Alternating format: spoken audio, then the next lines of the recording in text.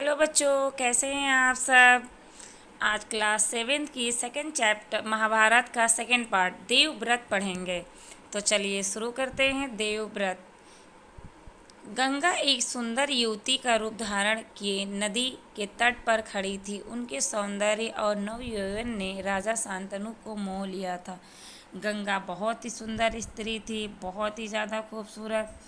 गंगा बोली, राजन, आपकी पत्नी होना मुझे स्वीकार है। शांतनु हस्तिनापुर के राजा थे और वो गंगा से प्यार करने लगे थे और उनसे शादी करना चाहते थे। पर इससे पहले आपको मेरी शर्तें माननी होंगी। क्या आप मानेंगे? राजा ने कहा, अवश्य। राजा शांतनु ने गंगा की सारी शर्तें मान ली और वचन दिया कि वह उनका पूर्ण रूप से पालन करेंगे। समय पाकर गंगा से शांतनु के कई तेजस्वी पुत्र हुए, परंतु गंगा ने उनको जीने नहीं दिया। बच्चे के पैदा होते ही वह उसे नदी की बहती हुई धारा में फेंक देती थी और फिर हंसती मुस्कुराती राजा शांतनु के महल में आ जाती थी। अज्ञात सुंदरी के इस व्यवहार से राजा शांतनु चकित रह जाते। उनके आश्चर्य और क्षोभ का पारावार न रहता। शांतनु वचन दे चुके थे, इस कारण मन महसूस कर रह जाते। 7 बच्चों को गंगा ने इसी भांति नदी की धारा में बहा दिया। 8वां बच्चा पैदा हुआ। गंगा भी उसे भी लेकर नदी की तरफ जाने लगी तो शांतनु से रहा न गया और बोले, माँ होकर अपने नादान बच्चों को आकरण ही क्यों मार दिया।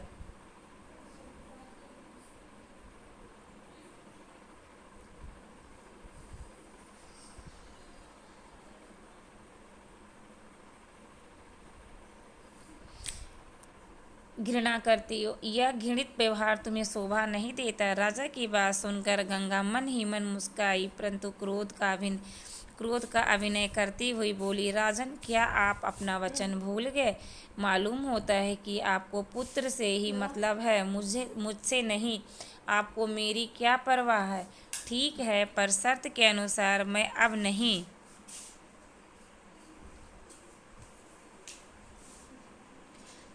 ठहर सकती। हाँ, आपके इस पुत्र को मैं नदी में नहीं फेंकूंगी। इस अंतिम बालक को मैं कुछ दिन पालूंगी या फिर पुरस्कार के रूप में आपको सौंप दूंगी। यह कहकर गंगा बच्चे को साथ लेकर चली गई। यह बच्चा आगे चलकर भीष्म पितामह के नाम से विख्यात हुए। गंगा के चले जाने से राजा शांतनु का मन विकृत हो गया। उन्होंने भोग विलास से जी हटा लिया और राजकाज में मन लगाने लगे।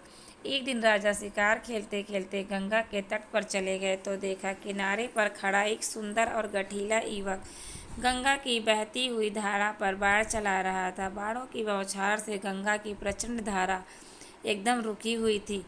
यह दृश्य देखकर शांतनु दंग रह गए। इतने में ही राजा के सामने स्वयं गंगा आकर उपस्थित हो गई। गंगा ने युवक को अपने पास बुलाया और राजा से बोली, राजन, पहचाना मुझे? इस युवक को, यही आपका और मेरा 8वां पुत्र देवव्रत है। महर्षि वशिष्ठ ने इसे शिक्षा दी है। शास्त्र ज्ञान में शुक्राचार्य और रण कौशल में परशुराम ही इसका मुकाबला कर सकते हैं। यह जितना कुशल योद्धा है उतना ही चतुर राजनीतिज्ञ भी है। आपका पुत्र मैं आपको सौंप रही हूँ, अब ले जाइए इसे अपने साथ। गंगा ने देवव्रत का माथा चूमा और आशीर्वाद देकर राजा के साथ उसे विदा कर दिया। दूसरा पार्ट यहीं समाप्त होता है। Thank you. इसके अगले पार्ट 3 इसे अगले उसमें पढ़ेंगे। Thank you.